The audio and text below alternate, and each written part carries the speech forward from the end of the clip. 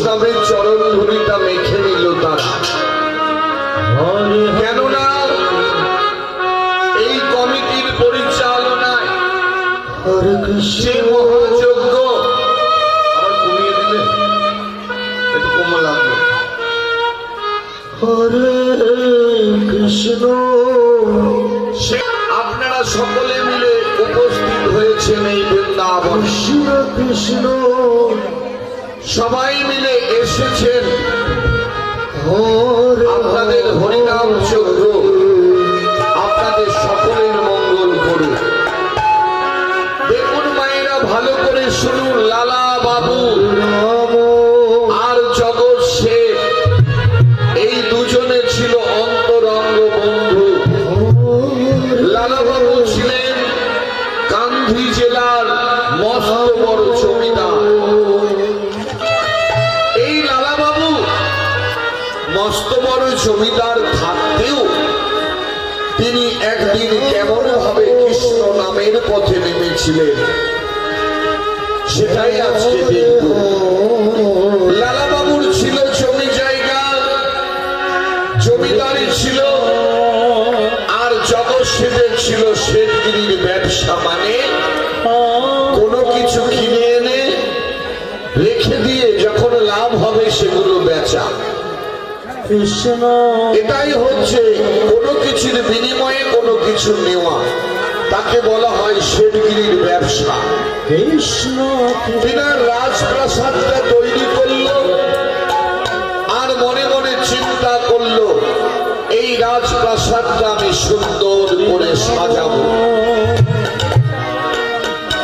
লালাবাবু আর জগৎ শেঠের মধ্যে দুই বন্ধুর মধ্যে কিভাবে বিবাদ বেঁধেছিল সেটাই আগে সর্বপ্রথম দেখে। লালাবাবু একদিন দিনা রাজপ্রাসাদে দাঁড়িয়ে দাঁড়িয়ে মনে মনে চিন্তা করছি কি অপরূপ আমার রাজপ্রাসাদ, কিন্তু ওই যে বন্ধুর বড় 5 কাঠা জমিটা বড় নোংরা হয়ে পড়ে আছে আমার রাজপ্রাসাদের আমার রাজপ্রাসাদের সামনে ওই রকম নোংরা জমি যদি সারা জীবন ধরে থাকে তাহলে আমার এই রাজপ্রাসাদের সৌন্দর্য ভালো লাগবে না। কৃষ্ণ তার থেকে এক কাজ করব, আমার বন্ধুর কাছ থেকে তার ওই 5 কাঠা জমিটা আমি কিনে নেব, নিয়ে একটা সুন্দর ফুল বাগান তৈরি করব, তাহলে আমার রাজপ্রাসাদের সৌন্দর্য আরো দেখবেন। বাড়ির সামনে অনেকে ভক্ত মানুষ যারা ফুল বাগান তৈরি করে, দেখতে ভালো লাগে। তাই মাইনা সেই লালা বাবু তিনার রাজপ্রাসাদের বারান্দা চললে লালা বাবু কি অপরূপ, কি সুন্দর আমার এই রাজপ্রাসাদ। হ্যাঁ হ্যাঁ, টাকা পয়সা ধন দৌলত কোনো কিছুর অভাব আমার নেই। আমার মতো সুখী এই পৃথিবীতে আর কেউ নেই। আমার টাকা আছে, পয়সা আছে, ধন আছে, দৌলত আছে, আমার কোনো কিছুর অভাব। ওই দিকটা আমি তাকাতে পারি না। দেখেছো আমার রাজপ্রাসাদের সম্মুখে কি সুন্দর এই রাজপ্রাসাদ আমি তৈরি করেছি, আর ওই 5 কাঠা জমিটা নোংরা হওয়ার কারণে আমার রাজপ্রাসাদটা ভালো লাগছে না। কি যে করি, কি যে করি, আমি একটি পত্র লিখি। লালা বাবু একটি পত্র লিখলেন, প্রিয় বন্ধু জগৎ শেঠ, সর্বপ্রথমে নিয়ে আন্তরিক ভালোবাসা। এই পত্র পাওয়া মাত্রই আজকের মধ্যে তুমি আমার সাথে দেখা করবে, বিশেষ দরকার আছে। ইতি বন্ধু লালা লিখে তার পত্র বাহককে দিয়ে বললেন, মানে পিয়ন, যিনি পত্র আগে তো ছিল চিঠি ছিল, এখন মোবাইল। আগে চিঠি ছিল,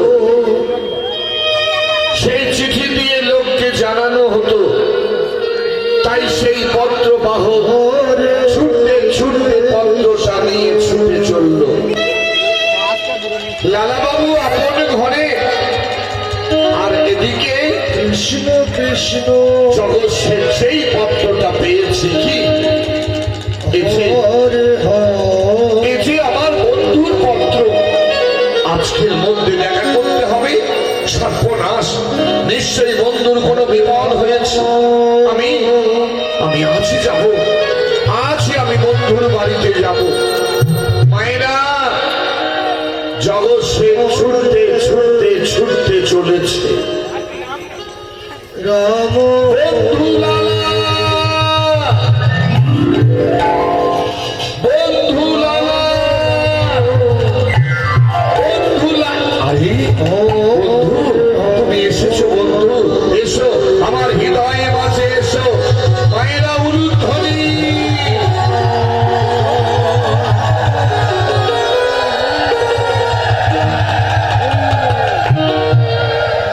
জগৎসেন বললেন, বন্ধু তুমি আমায় পত্র লিখেছ, আজকের মধ্যেই তোমার সাথে যেন আমি দেখা করি। কি হয়েছে বন্ধু, তোমার কি কোনো বিপদ হয়েছে? না বন্ধু, না, কোনো বিপদ হয়নি। ও বুঝতে পেরেছি, মনে হয় তোমার টাকা পয়সার অভাব হয়েছে। না আরে না বন্ধু, না, টাকা পয়সার অভাব হয়নি। তাহলে কি তোমার শরীর খারাপ? না বন্ধু, শরীরও খারাপ না। তাহলে তুমি তুমি তুমি আমায় আজকের মধ্যে দেখা করতে বলেছো। কি হয়েছে? শোনো বন্ধু, তোমার কাছে আমি একটা জিনিস চাইব, তুমি আমায় দেবে? আরে এ আবার বলতে হয়? তুমি আমার কাছে যা চাইবে আমি তোমায় হাসি মুখে তাই দান করব। সত্যি বন্ধু, আমি যা চাইব তুমি আমায় দেবে? আরে কেন তুমি এত সংকট গ্রহণ করছো? কেন মনে এত চিন্তা করছো? তুমি আমার কাছে যা চাইবে আমি তোমায় তাই দান করব। সত্যি? তাহলে শোনো বন্ধু, আমার কাছে দেখেছো কি অপরূপ, কি সুন্দর আমার রাজপ্রাসাদটা তৈরি করেছে। হ্যাঁ বন্ধু, হ্যাঁ, আমি যখন রাস্তা দিয়ে আসছিলাম তখন তোমার রাজপ্রাসাদটা দেখছিলাম, দেখে কত সুন্দর লাগছে। হ্যাঁ বন্ধু, হ্যাঁ, কিন্তু জানো এই আমার এই রাজপ্রাসাদের সম্মুখে ওই দেখো তোমার ওই পুরনো 5 কাঠা জমিটা কেমন ঝোড় জঙ্গল নোংরা হয়ে পড়ে আছে। তাই বলছিলাম তুমি ওই জমিটা আমার কাছে বিক্রয় করে দাও।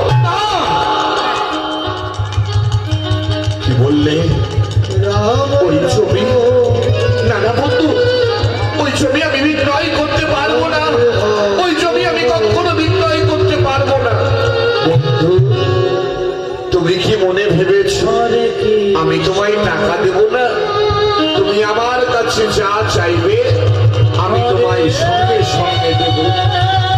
যদিও না হয় তোমাকে আমি ডবল পয়সা দেব। তুমি ওই জমিটা আমার কাছে বিক্রয় করে দাও। না বন্ধু, ওই জমি আমি বিক্রয় করতে পারবো না। বন্ধু শোনো, ওই জমিটা নিয়ে আমি ওইখানে একটা ফুল বাগান তৈরি করব। তাহলে আমার এই রাজপ্রাসাদের সৌন্দর্য আরো বেড়ে উঠবে।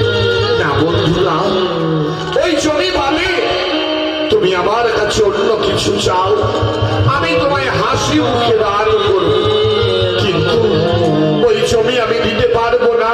ওটা আমার পূর্বপুরুষের ভিটে জমি। আর মনে রেখো বন্ধু, যে জিনিস একবার চলে যায় সে জিনিস আর কোনোদিন ফিরে আসে না।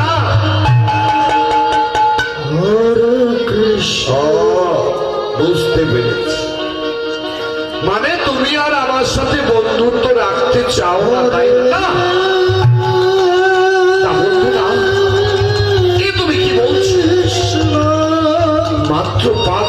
জমির জন্য তোমার আমার বন্ধুত্ব নষ্ট হয়ে যাবে? না না বন্ধু, না, এ কখনো হতে পারে না। তুমি আমার কাছে অন্য কিছু চাও, আমি তোমায় হাসি মুখে দাও না। হরে হরে দিতে যদি হয় ওই জমিটা তোমাকে আমার কাছে দিতেই হবে। না, ওই জমি আমি বিক্রয় করতে পারবো না। ওটা পূর্বপুরুষের সম্পত্তি, পূর্বপুরুষের ভিটে জমি। ওই জমি আমি বিক্রয় করতে পারবো না।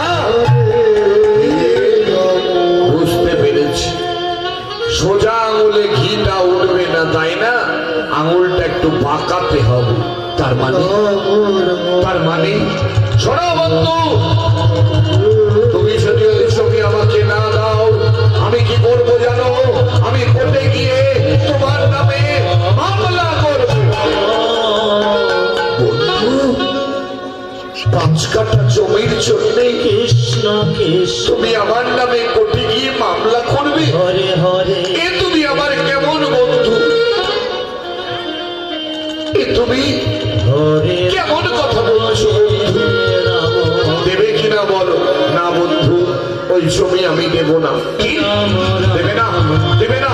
তাহলে আজ থেকে তোমার আমার সম্পর্ক শেষ। যাও, চলে যাও আমার বাড়ি থেকে বন্ধু। বাড়িতে দেখে তুমি আমায় অপমান করছো। তুমি কি ভেবেছো ওই জমি তুমি আমার কাছ থেকে জোর করে নেবে? এত বড় সাহস! কি আমার বাড়িতে দাঁড়িয়ে তুমি এত বড় কথা বলছো?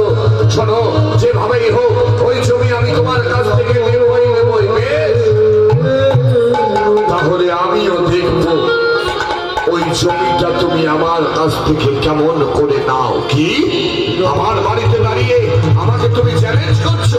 যাও যাও, দূর হয়ে যাও। বেশ, আমি চলেই যাচ্ছি। যাও, চলে যাও।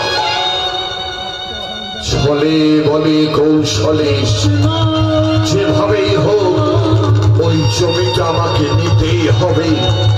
এখন ভাবতে হবে কি করে ওই জমিটা নেওয়া যায়।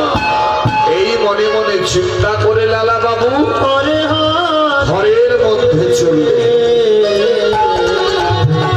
ও মায়েরা, লালার জগৎ শেঠের বিবাদ হয়ে গেল।